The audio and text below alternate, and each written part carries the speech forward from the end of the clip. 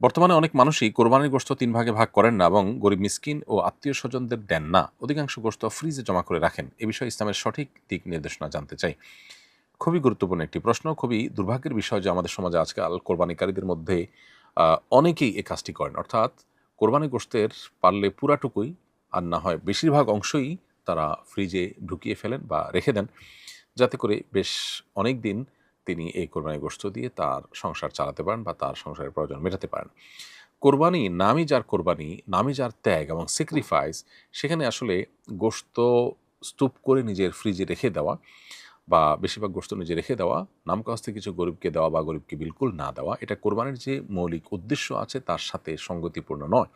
এইজন্য বদভ্যাস ত্যাগ করা উচিত। কোরবানির ফজিলত এবং মাহাত্ম্য পেতে হলে শরিয়া আমাদেরকে যেভাবে নির্দেশনা দিয়েছে সেভাবে আমাদের আমল করা উচিত। আল্লাহ সুবহানাহু ওয়া তাআলা বলেছেন, ফাকুলু মিনহা ওয়াত'ইমুল কানি'a ওয়াল মু'তাররা। আল্লাহ বলেছেন, ফাকুলু মিনহা ওয়াত'ইমুল বাঈসাল ফাকির। অতএব কোরবানির গোশত এটি আল্লাহর নির্দেশনা অনুযায়ী নিজে খাবো এবং পাড়া প্রতিবেশী আত্মীয়স্বজনকে দিব এবং গরিব দুঃখীকে দিব।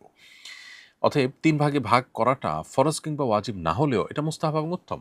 যথাসম্ভব ৩ ক্যাটাগরিতে আমাদের কোরবানির গোশতকে ভাগ করা উচিত এবং নিজেই আল্লাহ তাআলা হালাল করেছেন আমার জন্য খাওয়া কোরবানির গোশত। অতএব আমি নিজে কিছু রাখবো আর দান করে দিব, অন্য মানুষকে দিব, এমনটি হওয়া উচিত।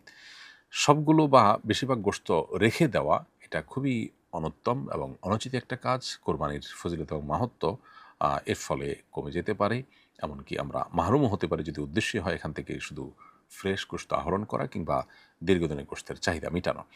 অতএব এই জায়গাটাতে আমাদের বড় ধরনের সংশোধনী আনা দরকার এবং কৃপণতা ছেড়ে মানুষকে দান করার ব্যাপারে আমাদের আরও বেশি আ উন্মুক্ত হস্ত হওয়া উচিত এবং আরও বেশি সচেষ্ট হওয়া উচিত। যদিও ৩ ভাগে ভাগ করা ফরজ নয়, কোরবানি আদায় হয়ে যাবে। কিন্তু আপনি যত বেশি স্যাক্রিফাইস করতে পারবেন কোরবানি তত বেশি ফজিলতপূর্ণ হবে। আল্লাহর কাছে তত বেশি সওয়াব আপনি পাবেন। অতএব গোশত আপনি মানুষকে দান করে দিবেন, নিজে কিছু রাখবেন এবং অন্যদেরকে কিছু খাওয়াবেন।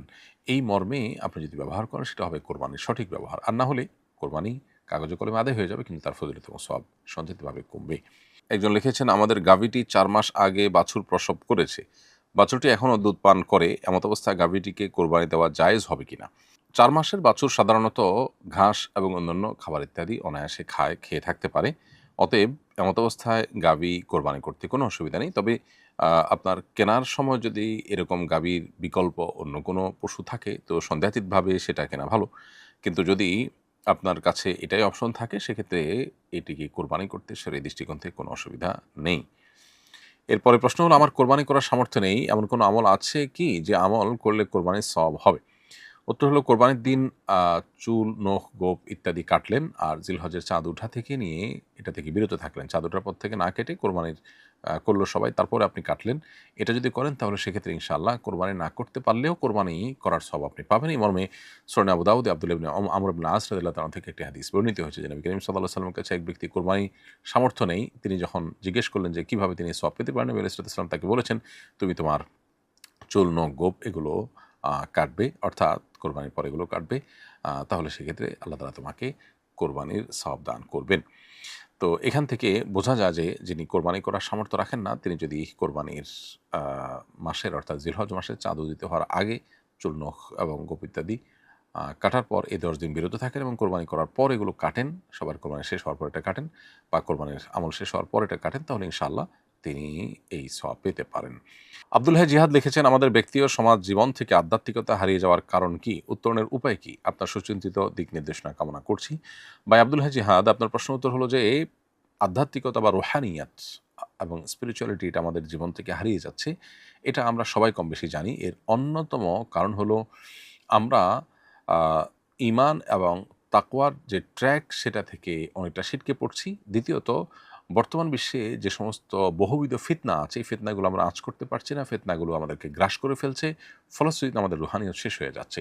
কোরআনের সাথে আমাদের সম্পর্ক অনেক দুর্বল হয়ে যাচ্ছে। কোরআনের সাথে যার সম্পর্ক যত গভীর হবে, আল্লাহ রাব্বুল আলামিনের সাথে সম্পর্ক, আল্লাহর জিকির এটা যত বেশি হবে, ডোপামিন, বিভিন্ন রকমের নেশা, বিভিন্ন বিষয়ের সাথে এনগেজমেন্ট এটা যত বেশি কমানো যাবে এবং একান্তে নিরিবিলি আল্লাহ তাআলার সাথে আ আ আপনার দোয়া করা, ইবাদতবন্দি করার সুযোগ যত বেশি তৈরি হবে, তত বেশি রুহানিয়ত তৈরি হবে। হারাম এর সাথে যদি কারো সংশ্লেষ থাকে, আজকাল বিভিন্ন ভিডিও আমাদেরকে দেখতে হয়, সোশ্যাল মিডিয়াতে আমরা স্ক্রল করি, সেগুলোতে নিজের অজান্তে অনবরত মিউজিক আমাদের মধ্যে আসতে থাকে, কানে আসতে থাকে। এগুলোর মাধ্যমে মানুষের রুহানিয়ত শেষ হয়ে যায়। অতএব চোখের গুনাহ, কানের গুনাহ এগুলো থেকে বেঁচে থাকার মাধ্যমে আমাদের রুহানিয়াতকে সবচেয়ে বেশি বৃদ্ধি করা সম্ভব। বিধায় এই বিষয়টাতে আমাদের খুব শক্ত সিদ্ধান্তে আসা দরকার যে আমরা আমাদের নিজেদের স্পিরিচুয়ালিটি এবং রুহানিয়াত, আধ্যাত্মিকতা কোনোভাবে নষ্ট হতে দিব না। প্রয়োজনে এই সমস্ত আ কানেকশন থেকে, সমস্ত জগৎ থেকে আমরা বের হয়ে আসার চেষ্টা করব। তাহলে ইনশাআল্লাহ আশা করা যায় আমাদের এই হারানো সম্পদ পুনরুদ্ধার করতে পারব। আমাদের মসজিদ সংশ্লিষ্ট অনেক জায়গা পতিত পড়ে আছে। এই জায়গায় আমরা ইসলামী স্থাপত্য সমৃদ্ধ একটি পার্ক করার পরিকল্পনা করছি। সেখানে দর্শনার্থীদের জন্য প্রবেশ ফি নির্ধারণ করা হবে এবং ফি বাবদ সেই আয় মসজিদ ফান্ডে জমা হবে। মসজিদের জায়গায় পার্ক করতে কি শরীয়ী কোনো নিষেধাজ্ঞা আছে? মসজিদ এবং মসজিদের কল্যাণে আরও অনেক কাজ হবে। এই মর্মে যদি জায়গা ওয়াকফ করা হয়ে থাকে তাহলে যে জায়গাকে মসজিদের জন্য ফিক্সড করা হয়েছে এর বাইরে মসজিদের কল্যাণার্থে আরও জায়গা করলে মসজিদে যেন বাচ্চারা আসে সে উদ্দেশ্যে পার্ক করা হলো, এরকম করলে সেটা জায়েজ আছে, জায়েজ হতে পারে। আর যদি সেখানে পার্ক করে পার্কের প্রবেশ ফি নির্ধারণ করা হয় এবং তা থেকে মসজিদের আয় হয় তাহলে সেক্ষেত্রে এটাও মসজিদের পারপাস সার্ভ হচ্ছে, সেই জায়গা থেকে জায়েজ হতে পারে। তবে সেখানে যেন গায়রে শরঈ কোনো কাজ না হয়, সাধারণত বিভিন্ন পার্কে যেটা হয়ে থাকে সেদিকটাকে বিশেষভাবে খেয়াল রাখতে হবে। আমাদের যৌথ পরিবার, আমরা ৩ ভাই মিলে প্রতি বছর কোরবানি দেই। ছোট ও মেজ ভাইয়ের আয় তুলনামূলক কম হওয়ায় তারা কিছুটা কম টাকা দেয়। বড় ভাই হিসাবে আমি বেশি অংশ বহন করি। কোরবানির শেষে গোশত সমান ভাগে ভাগ করে নেই। এবারও এভাবেই কোরবানি দেওয়ার নিয়ত করেছি। একজন বললেন, এভাবে কম বেশি টাকা দিয়ে কোরবানি করা যাবে না, সবাইকে সমান টাকা দিতে হবে। মাসালাটি জানতে চাই। প্রিয় ভাই, কম বেশি করে দেয়া যাবে না, সমান হারে দিতে হবে এমনটি সঠিক কথা নয়। ধরুন আপনারা ৩ ভাই আছেন বা ৪ ভাই আছেন। এই ৪ ভাই মিলে কোরবানি দিতে হলে একটা পশুতে, একটা গরুতে ৪ ভাইকে সমান হারে ৪টা ভাগই করতে হবে এমনটি আবশ্যক না। তবে কেউ ৭ ভাগের, একটা পশুতে যে ৭ ভাগে কোরবানি দেওয়া যায় সর্বোচ্চ, এর মধ্যে যেকোনো ১ ভাগের একটা পুরো অংশ নিতে হবে তাকে, ভগ্নাংশ নিতে পারবে না। ধরুন ৪ ভাইয়ের মধ্যে গরুটার দাম হয়েছে ৭০,০০০। তো ৪ ভাইয়ের ভিতরে কেউ হয়তো ৫,০০০ টাকা দিলেন, কেউ ২৫,০০০ টাকা দিলেন। এভাবে যদি দেন, অথবা কেউ ১৫ বা ১৬,০০০ টাকা দিলেন, এমনভাবে দিলেন যেটা দিয়ে আসলে পূর্ণাঙ্গ একটা শরিক হবে না ৭ ভাগের। এরকম যদি হয় তাহলে সেক্ষেত্রে কোরবানি সহি হবে না। কোরবানি সহি হওয়ার জন্য যেকোনো ৭ ভাগের ১ ভাগ নিতে হবে, অথবা ২ ভাগ নিতে হবে, অথবা ৩ ভাগ নিতে হবে। এ হারে কেউ ৩ ভাগ, কেউ ২ ভাগ নেন, এভাবে কম বেশি করলে সেটা জায়েজ হবে। আর যদি কেউ ১.৫ ভাগ নেন, ৭ ভাগের পূর্ণ ১ ভাগ না নিয়ে ১ ভাগ প্লাস আরও কিছু নেন বা ১ ভাগের একটু কম নেন এবং সে পরিমাণ গোশত ভাগ করে নেন, তাহলে এটা জায়েজ হবে না, অর্থাৎ কোরবানি এতে বিশুদ্ধ হবে না। আমার একজন দেবর প্রতিবন্ধী, তার স্ত্রী সন্তান নেই, তার ৫ ভাই ও ৪ বোন থাকলেও কেউ তার খোঁজ খবর নেয় না। একমাত্র আমার স্বামী তার দেখাশোনা করে। অন্য ভাই বোনেরা সম্মতি দিয়েছে তার সম্পত্তি আমাদের নামে লিখে নিতে পারবো। এ অবস্থায় তার সম্পত্তি নেওয়া কি আমাদের জন্য শরিয়াসম্মত হবে? উত্তর হলো হ্যাঁ, অবশ্যই আপনি তার সম্পদ নিতে পারেন, কিন্তু ততটুকু যতটুকু তার ভরণ-পোষণের জন্য দরকার হয়। দেখুন, ধরুন তার লালন-পালনে একজন লোক রাখলে যে টাকা যেত, তার পেছনে যে পরিমাণ খরচ হয়, আ সেই পরিমাণ খরচ যদি আপনারা তার সম্পদ থেকে রাখেন, তাহলে সেটা জায়েজ আছে।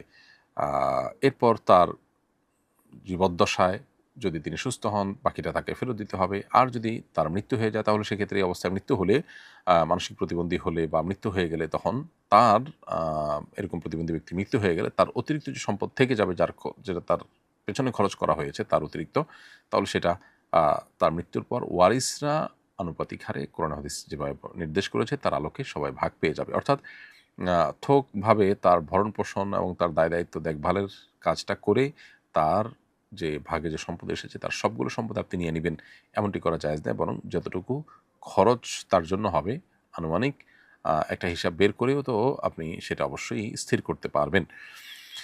অতএব সেটুকু আপনি নিতে পারেন। হাসান তারিক লিখেছেন, আমার বাবার ১ বছরের রমাদানের ফিদিয়া দিতে হবে। সেটা কি আমার বোনকে দিতে পারবো? বোন বিধবা, ২ সন্তান নিয়ে খুব কষ্টে দিনতিপাত করছে। ভাই হাসান তারিক, আপনার প্রশ্নের উত্তর হলো যে ফিদিয়া তাদেরকে দেওয়া যায় যাদেরকে যাকাত দেওয়া যায়। আপনার বোন যেহেতু আপনার বাবার সন্তান, আর নিজের সন্তানকে যেহেতু যাকাত দেওয়া যায় না, অতএব তাকে ফিদিয়া হিসাবেও আপনার এই খাদ্য বা আপনার ফিদিয়ার অর্থের পরিমাণ দেওয়া যাবে না। অন্য কাউকে